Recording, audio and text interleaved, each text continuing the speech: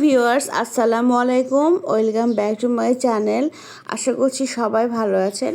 প্রচণ্ড গরমে ঠান্ডা ঠান্ডা খাবার খেতে সবারই কিন্তু ভালো লাগে। এরকম একটা রেসিপি নিয়ে এসেছি, আজকে তৈরি করে দেখাবো চিড়া আর টক দইয়ের অসম্ভব মজাদার একটা লাসি।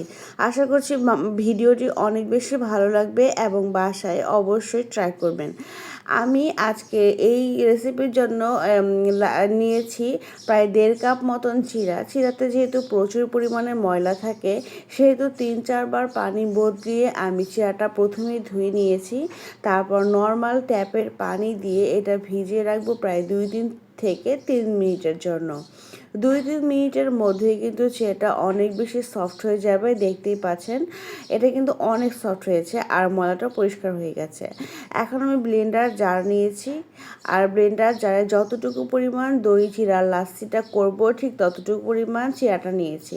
তারপরে দিয়ে দিচ্ছি আমি বিট লবণ, তবে বিট লবণের পরিবর্তে যে কোনো নর্মাল সল্ট ব্যবহার করা যাবে। তারপরে দিয়ে দিচ্ছি আমি চিনি দিয়েছি আমি 1 কাপ মতন।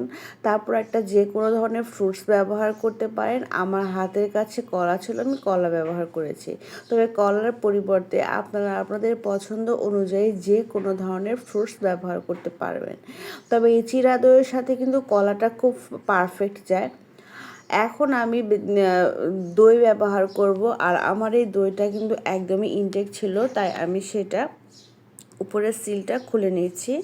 আর বাসায় যখন আমার দই আনা হয় নর্মালি কিন্তু এই ব্র্যান্ডের দইটাই আনা হয়। এই দইটা কিন্তু খেতে ভীষণ মজাদার হয়। আর এখন আমি দই দিয়ে দিচ্ছি প্রায় 1 কাপ মতন। এই চিড়া দইয়ের লাচ্ছিটা খেতে এত মজা হয়েছিল বলার বাহিরে। বাসায় কিন্তু ট্রাই করে দেখতে পারেন। আর এর মধ্যে কিন্তু আমার চিড়া দইয়ের লাচ্ছিটাও হয়ে গেছে, আমি ব্লেন্ডারে ব্লেন্ড করে নিয়েছি। তৈরি করতে খুবই অল্প সময় লাগে, খেতে কিন্তু দুর্দান্ত হয়। এখন আমি একটা গ্লাসে ঢেলে নিচ্ছি। চেষ্টা করবো এটা ঘন করে করার জন্য, ঘন করে করলে কিন্তু এটা খেতে ভালো লাগে।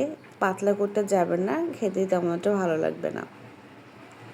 আর উপর থেকে আমি কিছুটা কলা গার্নিশের জন্য দিয়েছি, যেন দেখতে ভালো লাগে।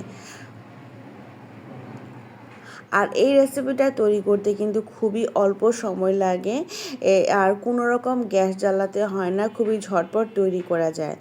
আর প্রচণ্ড গরমে এটা খেতে কিন্তু দারুণ ভালো লাগে।